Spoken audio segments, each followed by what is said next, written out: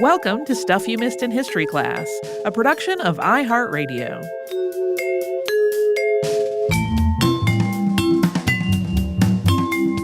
Hello and welcome to the podcast. I'm Tracy V. Wilson. And I'm Holly Fry. We got lots of requests for an episode on Emily Warren Roebling, thanks to the TV show The Gilded Age. I have not watched this television show at all. Moi non plus. There's too much TV to watch, and I just haven't. I did sit down after getting these requests, and I was like, I'm going to watch the first episode. And I don't remember what the runtime on the first episode was, but it was more minutes than I had. And I was like, maybe later. And I haven't watched it. According to IMDb, though, Emily Warren Roebling is played by Liz Wiesen in episodes 5 and 7 of the second season. That second season has ended now, so hopefully folks are still interested in this episode. Emily Warren Roebling played a crucial role in the construction of the Brooklyn Bridge. This was not near as much of a secret as most recent descriptions of all this make it sound like. There's this tone of like, and no one knew she was involved at all until just now. Not the case. It was, however, highly unusual for a woman to have this kind of role in a major engineering project at the time. This was a role she stepped into after her husband became disabled. So this is a story of an engineering marvel and also a story about what mainstream U.S. society expected of women and of disabled people in the 19th century.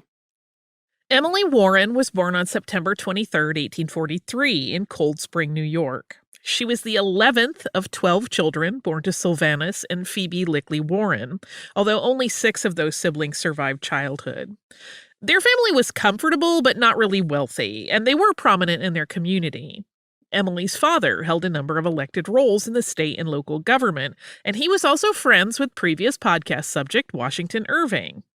I saw one description of the family that was like, they weren't rich by Hudson River Valley standards. And I was like, would they have been rich somewhere else? In 1858, Emily started studying at Georgetown Academy of the Visitation. This was a Catholic school for girls established in Washington, D.C. in 1799. The course of study included subjects like algebra, geometry, the sciences, languages, and music, and students sat for public exams every year. While Emily was enrolled there, the school subsidized its costs of operations by selling enslaved people and by hiring out their labor. The people who were enslaved at the school or were collectively owned by the religious order that ran the school were emancipated under the District of Columbia Emancipation Act on April 16, 1862. Emily's father died in 1859, at which point her oldest brother, Gouverneur Kemble Warren, known as G.K., took over as head of the family. G.K. had graduated from the U.S. Military Academy, also known as West Point, and eventually rose to the rank of general in the U.S. Army. Emily and G.K. were close, and in 1864, during the Civil War, she went to visit him and attended a ball that was being held to try to raise the morale of the troops. And it was there that she met Washington Roebling, who was on her brother's staff. Roebling was the son of John Augustus Roebling, who had been born in Germany and immigrated to the United States. John Roebling was an engineer who was regarded as one of North America's foremost experts on suspension bridges. He had also developed and patented an improvement on the making of wire rope, the kind of rope that was used in making those bridges. Washington had trained with his father before pursuing a formal study at Rensselaer Institute, later Rensselaer Polytechnic Institute in Troy, New York.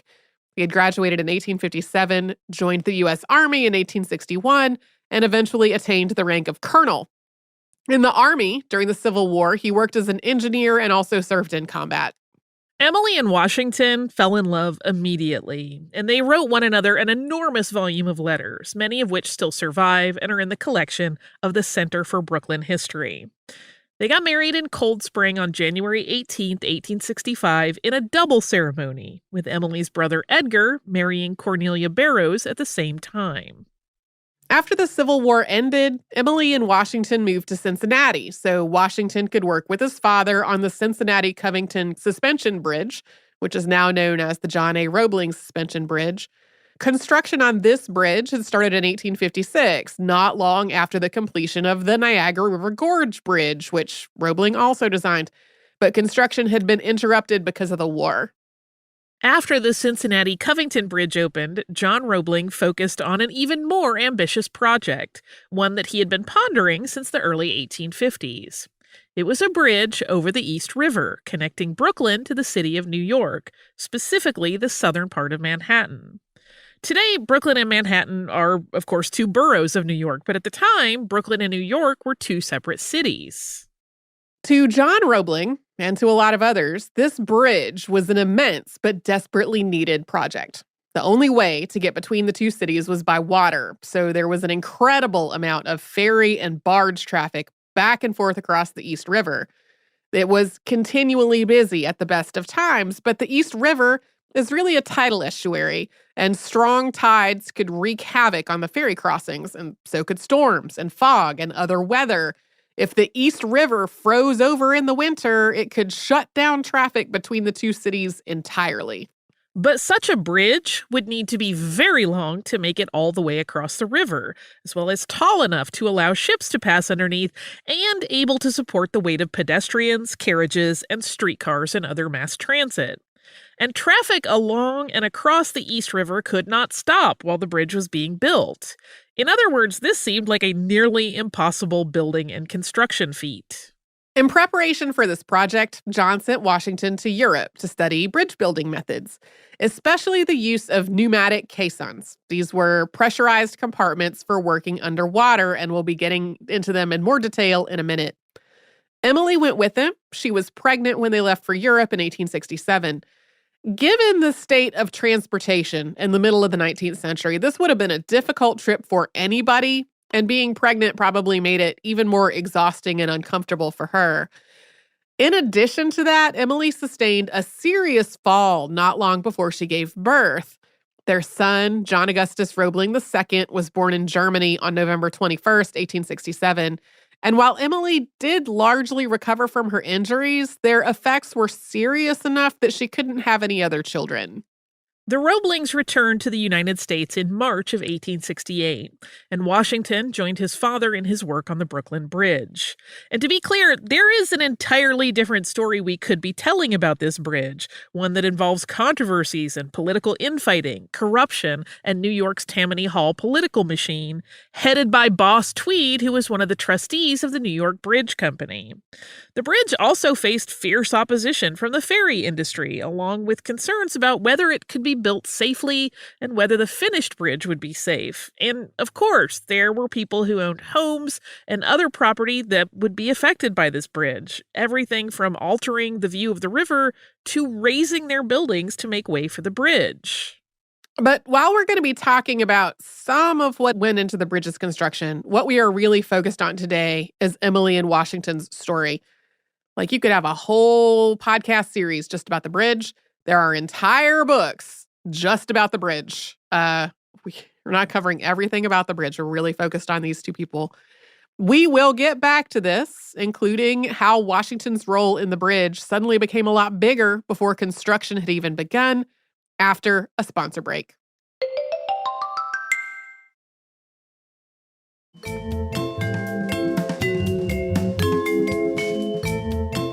John Roebling's final designs for the Brooklyn Bridge, also known as the East River Bridge, were approved on June 21st, 1869.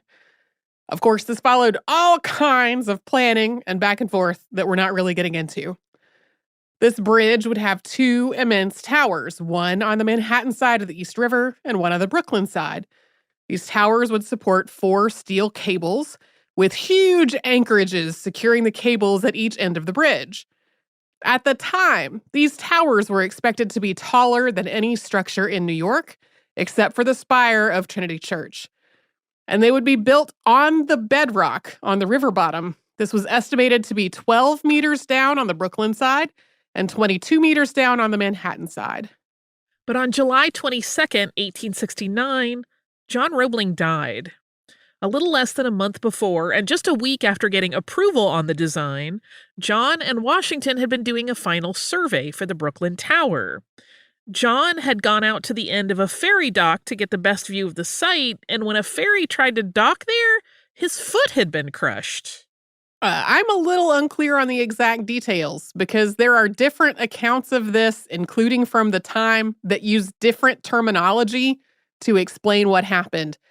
And the terms that they use don't mean the same thing. But basically, he had been standing on part of the structure that the ferries routinely struck while they were docking. That was why that part of the structure was there, to deflect and spread out impact from the approaching ferries. And when this ferry was approaching, he stepped back onto an adjacent beam. He thought that would be a safe place to stand, but it wasn't. And when the ferry struck the dock, his foot was trapped underneath an overlapping part of it. Some recent descriptions of this call it a freak accident, or they describe the ferry as out of control. But reporting on the accident in the Brooklyn Eagle on June 30th, 2 days after it happened, make it sound like the ferry was docking normally. David McCullough's The Great Bridge, the epic story of the building of the Brooklyn Bridge, makes it sound like standing on the beam was a rookie mistake, one John understood that he had made. John was taken to a doctor where he took charge of his own care. 4 of his toes had to be amputated, which he insisted be done without anesthesia. He dressed his own wounds afterward, and all during all of this just continued to focus on what needed to happen with the bridge. Before long, he developed signs of tetanus, which is often fatal if untreated, and there were no effective treatments for it yet. Some descriptions seem to imply that John caused his own death through the treatments he insisted on, but really, the toxin-producing bacteria that caused tetanus could have been introduced into his wounds at any point during all of this, including during the initial injury if it broke the skin. Antiseptic surgical techniques were still in their infancy in Western medicine. Joseph Lister had started publishing on the topic in March of 1867, but that was pretty recent, and those ideas were not widely accepted in the U.S. until about a decade later. Washington Roebling, who was 32, was soon hired to take his late father's place as chief engineer on the Brooklyn Bridge project. Although he was following designs that his father had made, doing so meant that he was continually making decisions about how to implement those designs in the physical world. And initially, he also did a lot of work on site, especially when it came to things that were critical to the bridge's successful completion. This included working underwater in the pneumatic caissons. Briefly and very approximately, imagine this as a wooden building without a floor. The ones for the Brooklyn Bridge measured roughly 170 by 102 feet. That's roughly 51 by 31 meters, with a ceiling formed by layers and layers of timber. This would be lowered down to the riverbed and pressurized to keep the water out. Workers would enter the caisson through a shaft and dig away clay, rock, boulders, and other material from the riverbed, which was removed through a waste shaft. As the workers removed the material, the caisson would sink down into that space until it hit the bedrock, and at that point, it would be filled with concrete and become part of the bridge's foundation. This was hot, dirty work, and it was also dangerous. Among other things, people didn't fully understand the effects of atmospheric pressure on the body, or what it took to keep nitrogen bubbles from forming in people's blood when they left a pressurized environment. Illnesses had been reported among workers in pressurized caissons as early as 1841. Eventually, the severe pain, dizziness, fatigue, difficulty thinking, and other symptoms that we know today as decompression sickness were being described as caisson disease. At least 100 workers on the Brooklyn Bridge developed decompression sickness. It's possible there were more since record keeping was spotty.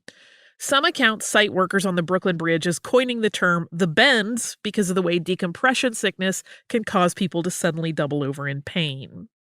But the Brooklyn Bridge's caissons were filled with concrete in 1871 and 1872, and Merriam-Webster cites the first use of the term the bends in writing as happening a decade later. The Oxford English Dictionary gives an even later year of 1894. Washington Roebling first developed decompression sickness after trying to fight a fire in the Brooklyn caisson in 1870. This fire had spread within the timbers of the ceiling of the caisson before anybody noticed what was going on. It had burned through these pockets of pressurized oxygen that were hidden in those layers and layers of timber. Roebling spent hours in the caisson searching for pockets of undetected fire.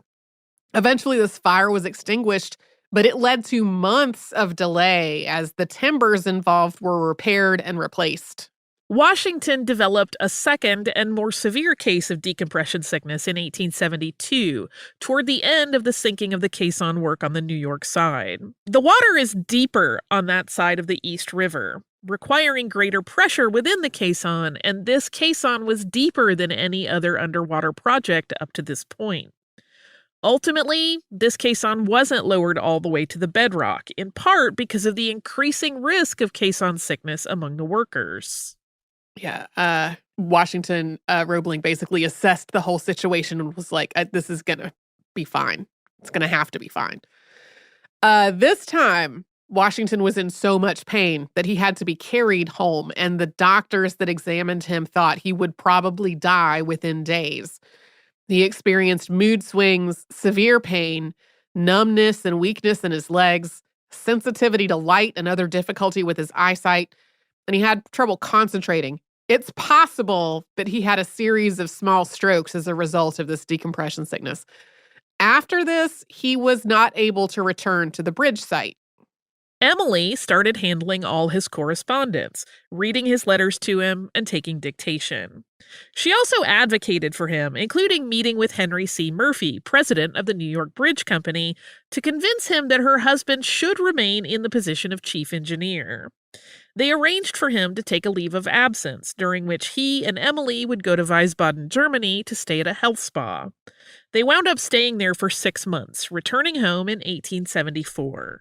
Washington really didn't recover during his time in Germany, and at first they tried to keep some distance from the stress of the job site. So they lived in Trenton, New Jersey, near the Roebling family's industrial complex for making wire rope. Washington managed the bridge project from there through letters, with Emily handling all that correspondence for him. In 1877, they moved back to Brooklyn, to an apartment on Columbia Heights that had a view of the bridge construction. Washington watched the bridge's progress through binoculars and a telescope.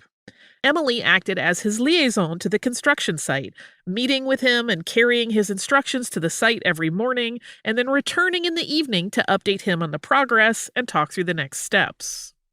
Over time, she developed a thorough knowledge of the bridge and its construction. When the team of assistant engineers who were working on the bridge needed clarification on something, Emily was the one who provided it. When officials wanted an explanation for why something was taking so long or why it was costing as much as it was, that once again came from Emily. When bids were solicited for new components or materials and the bidders had questions about what they needed to submit, the person they asked was Emily. She understood all the math and all the engineering and all the logistics involved. It's possible that Emily wrote a series of public addresses that were delivered by master mechanic Frank Farrington about the bridge and its construction. She definitely became the first woman ever to address the American Society of Civil Engineers, which was years before there were any women among its actual members. In December of 1881, Emily was one of the people selected to walk across the partially completed bridge, leading a team of officials. So, partially complete in this instance means that this was mostly an open bridge structure with planks laid down to walk on. Sounds like my attic. Some officials in the group decided to take a ferry back because they did not want to repeat that walk on planks high over the East River, but Emily was apparently just unflappable. According to some accounts, once they had crossed the bridge, someone opened a bottle of champagne they had brought and toasted her. Word slowly spread beyond the job site that Emily Roebling was so deeply involved with the work on the bridge. On January 16, 1882, an alumni dinner was held at Rensselaer Polytechnic Institute, which, of course, was Washington's alma mater. Mining engineer Rossiter W. Raymond gave an address at this dinner. It was a toast to sweethearts and wives, in which he said, quote, "I cannot forbear, gentlemen, the attempt, in closing, to put into words a vision that has risen before me as I have sat among you. A vision of real life, incarnating far more forcibly than my feeble rhymes, the strength, the versatility, the helpfulness, the victory of human love. It is the vision of a chamber in the neighboring city, where lies one of your number, a martyr to his own zeal and devotion as an engineer, whose monument, when long hence we trust he shall have passed away, will span the estuary beyond which tomorrow's sun is soon to rise. A memorial more stately than mausoleum or pyramid. And in this picture of the master workman, directing from his bed of pain the masterwork, I see another figure. A queen of beauty and of fashion, become a servant for love's sake, a true helpmate, furnishing swift feet and skillful hands and quick brain and strong heart, to reinforce the weakness and the weariness that could not unassisted fully execute the plans they form, but that stand with this assistance almost as in the vigor of health. Gentlemen, I know that the name of a woman should not be lightly spoken in a public place. I am aware that such a speech is especially audacious from the mouth of a stranger. But I believe you will acquit me of any lack of delicacy or of reverence when I utter what lies, at this moment, half articulate upon all your lips, the name of Mrs. Washington Roebling. While Raymond's toast described Washington Roebling as a master workman directing his master work, it was delivered in the midst of ongoing efforts to remove him from the role of chief engineer because of his disabilities. Those efforts had gathered steam in 1881 after the election of a new mayor. And of course, some people were deeply suspicious of the fact that a woman was essentially taking his place. A few months after the alumni dinner on July 11, 1882, an article ran in the Brooklyn Union criticizing how long the bridge's construction had taken and accusing Washington of leaving the Board of Bridge Trustees in the dark. It read in part, quote, "Personally, Colonel Roebling has the sympathy of the public in the sad illness which he incurred through the bridge. It goes without saying that a professional man who is not in a physical condition to appear at a single meeting of the Board of Trustees that employs him is not a proper person to clothe with the vast responsibility that belongs to the chief engineer of a work like this." Yeah, at this point, the bridge had definitely taken an incredibly long time, and it had been very expensive. And there are all kinds of controversies we're not getting into. But Washington Roebling was really scapegoated for all of it. And the fact that he was disabled, made that easy to do. Well, yeah. And it, to a lot of people, it made it seem transparently obvious that he was not a fit person to do this. In spite of these sentiments and the efforts to replace him, Roebling did remain in his role, and the bridge opened a little less than a year later, which we'll talk about after sponsor break.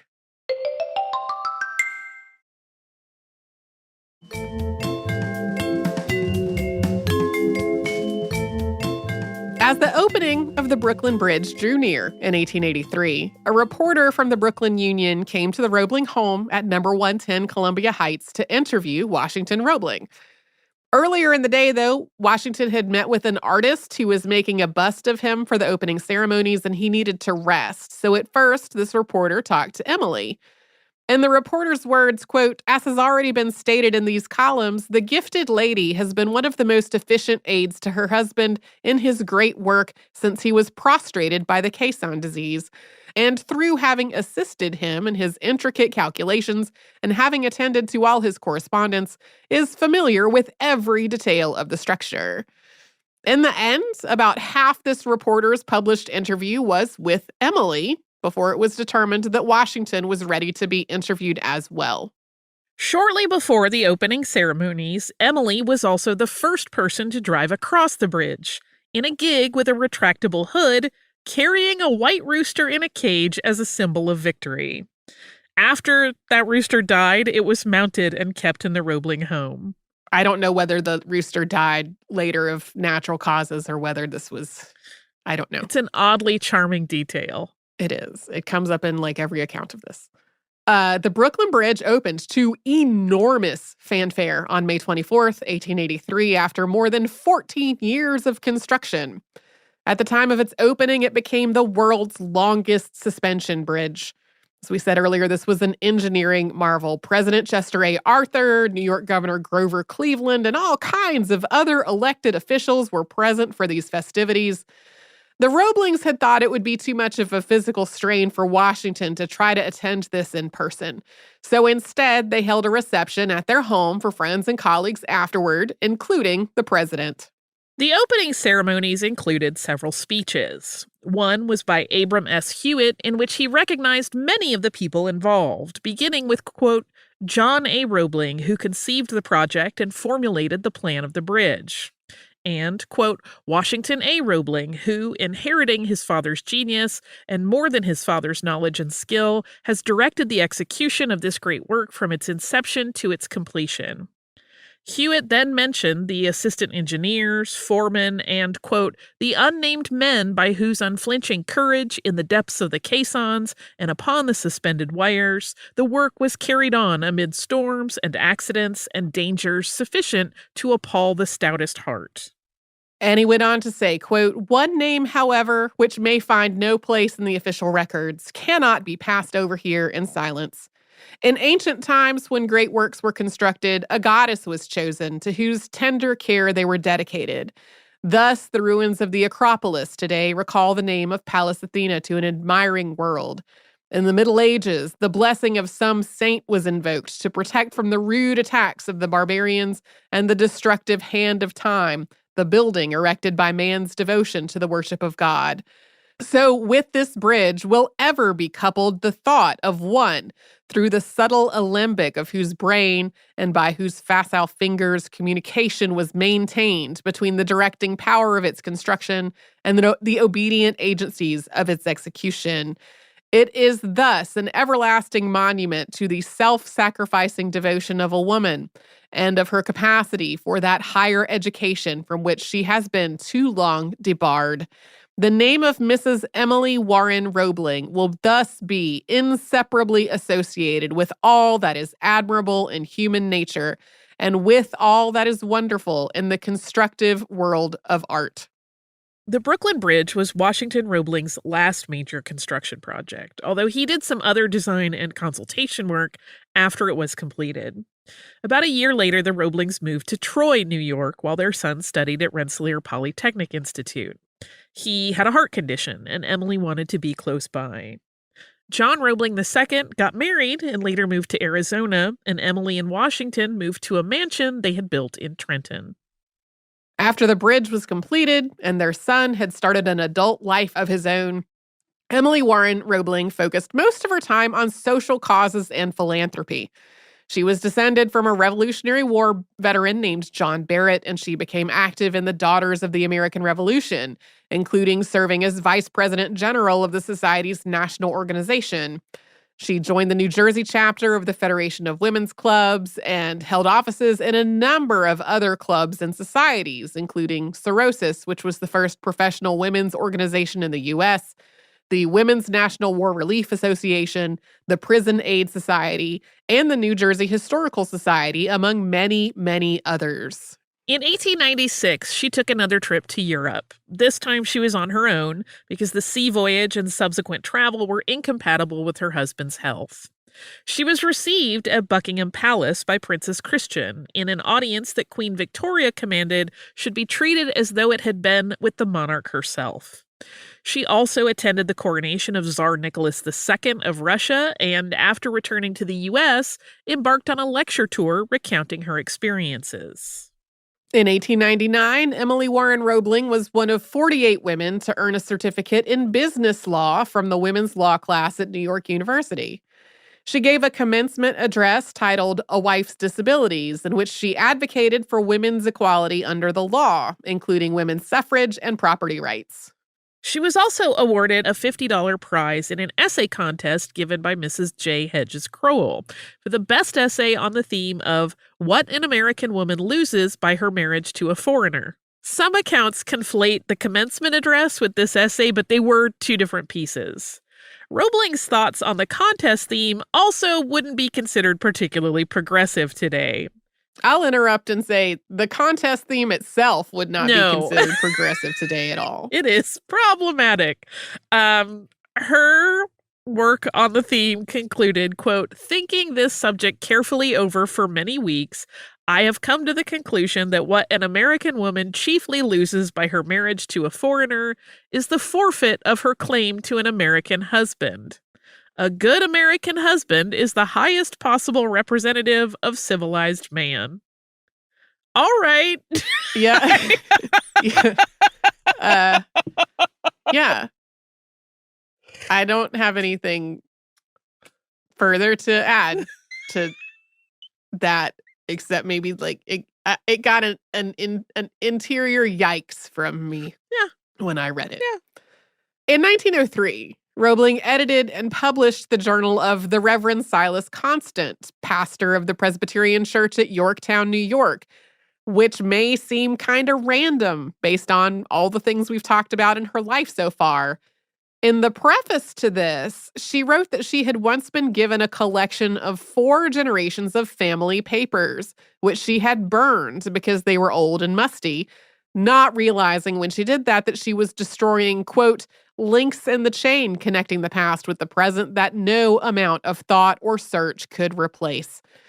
She said that in editing and publishing this journal, it was an attempt to make amends for that past deed. Throughout all of this, she occasionally returned to the idea of the bridge, including commenting on various proposals for changes or modifications or the building of new bridges. She was regularly quoted in newspaper articles about the bridge, with that reporting frequently referencing how involved she had been in its construction. And her work on the bridge came up in her own correspondence as well, as she wrote in an 1898 letter to her son, quote, I am still feeling well enough to stoutly maintain against all critics, including my own son, that I have more brains, common sense, and know-how generally than have any 2 engineers, civil or uncivil. And but for me, the Brooklyn Bridge would never have had the name Roebling in any way connected with it. I don't know the context for this letter, but I'm sort of imagining it as maybe their son being like, hey, you're getting a little older, maybe you should take a step back, and her being like, nope. That is some family business right out in public. Yeah. Emily Warren Roebling died at home in Trenton, New Jersey on February 28, 1893. A lot of sources give her cause of death as stomach cancer, although a few instead cite some kind of muscle weakness. Some of those claim that this weakness was brought on by her ruining her health by working on the bridge. Several New York area newspapers reported on her illness in the last days of her life, many of them referencing the role that she had played in the building of the Brooklyn Bridge. While various sources today point out that she did not have an obituary in the New York Times until 2018, when she was featured as part of its Overlooked series, obituaries were printed in at least 2 newspapers on March 1st of 1893. One was the New York Tribune, and the other was the Brooklyn Daily Eagle. The Tribune described her first and greatest prominence as, quote, directing the details of the construction of the Brooklyn Bridge. The Eagle called her, quote, one of the best-known club women in the country, before saying, quote, Mrs. Roebling's chief claim to fame lies in the part which she took in superintending the building of the Brooklyn Bridge. Later on, this obituary read, quote, she had followed the progress of the bridge almost as carefully as had her husband, and she knew almost as much about it as he did. But it also added, quote, the work done by Mrs. Roebling at this time was far too great for any woman, and her health has never been the same since then. Washington Roebling later remarried, and he died in 1926 at the age of 89. In 1951, a plaque was unveiled at the Brooklyn Bridge, which reads, quote, the builders of the bridge, dedicated to the memory of Emily Warren Roebling, 1843 to 1903, whose faith and courage helped her stricken husband, Colonel Washington A. Roebling, C.E., 1837 to 1926, complete the construction of this bridge from the plans of his father, John A. Roebling, C.E., 1806 to 1869, who gave his life to the bridge. Back of every great work, we can find the self-sacrificing devotion of a woman. This tablet erected by the Brooklyn Engineers Club with funds raised by popular subscription. On May 29, 2018, the block of Columbia Heights where the Roeblings lived in Brooklyn was renamed Emily Warren Roebling Way. Today, there are at least 2 children's books about her. They are Secret Engineer, How Emily Roebling Built the Brooklyn Bridge, and How Emily Saved the Bridge, the story of Emily Warren Roebling, both published in 2019. There's also a novel titled No Life But This, which came out in 2020. There is also a book like a nonfiction book called Silent Builder, Emily Warren Roebling and the Brooklyn Bridge. To be clear, I did not get this book for today's episode. The original edition was published in 1984 by Associated Faculty Press, and it's 188 pages long. Subsequent editions are a lot longer, but were independently published and just don't seem to be available in many libraries. So that book exists. I could not get my hands on it.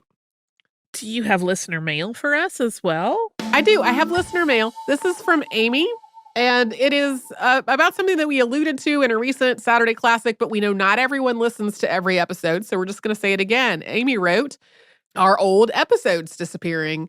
Recently, my podcast feed, Overcast, has apparently started removing old episodes. Is this just me, or is this intentional? I've been working through some older episodes I hadn't heard before, and until recently, the archives went all the way back to the initial 2008 episodes. As of today, though, the oldest looks to be from July 2010, Ivan VI, and I think older ones have maybe gradually disappeared. Thanks for any info.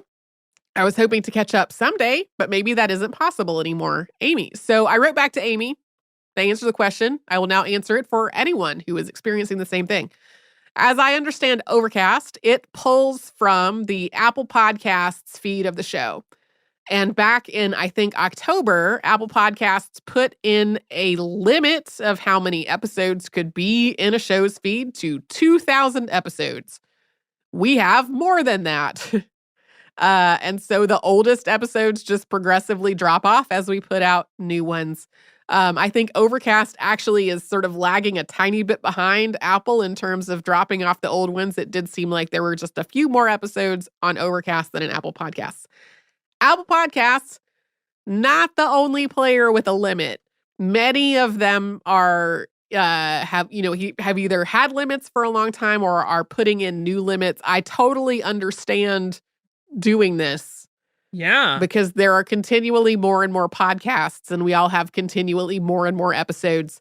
It is not within our control, though, right? That these are decisions that are being made by Apple and Overcast and whoever else is making podcast players.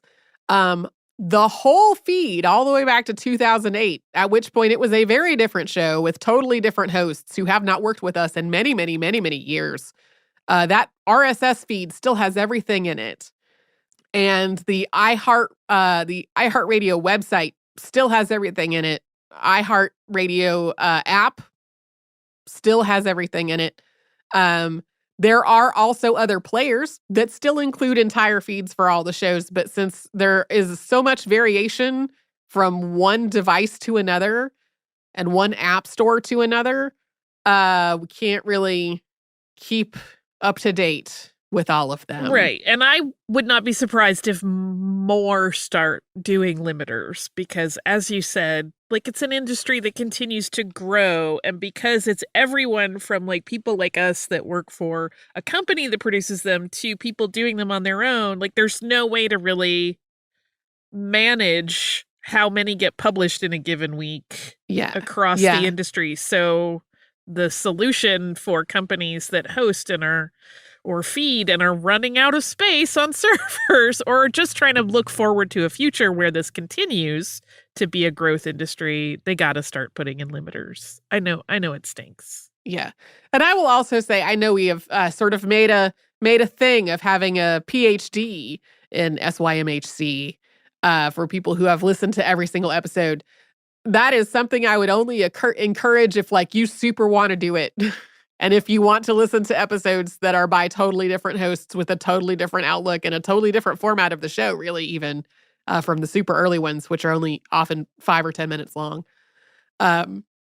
Maybe not 5, but maybe more like 15. There's some that are pretty short. I will also say something super rebellious. Okay. If you are one of those people who wants a stuff you missed in history class, a PhD in SYMC, I don't know if I forgot letters, just buy the shirt. Nobody's going to check you. No, we're not checking. Yeah. Nobody. Yeah. Listen, our time on this rock is finite. Do whatever you want that doesn't hurt somebody else. Yeah. I'm not going to quiz you if I run into you and see you wearing that shirt. I won't remember all of them. So super not. Okay. It is not a challenge coin. No.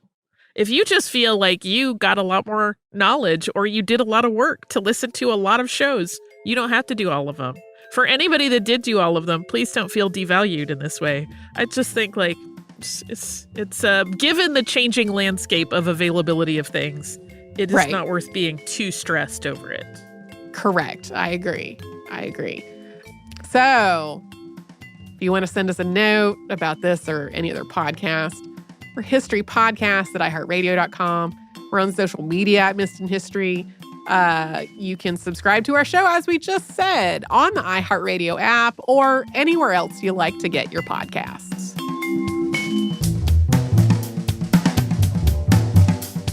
Stuff You Missed in History Class is a production of iHeartRadio. For more podcasts from iHeartRadio, visit the iHeartRadio app, Apple Podcasts, or wherever you listen to your favorite shows.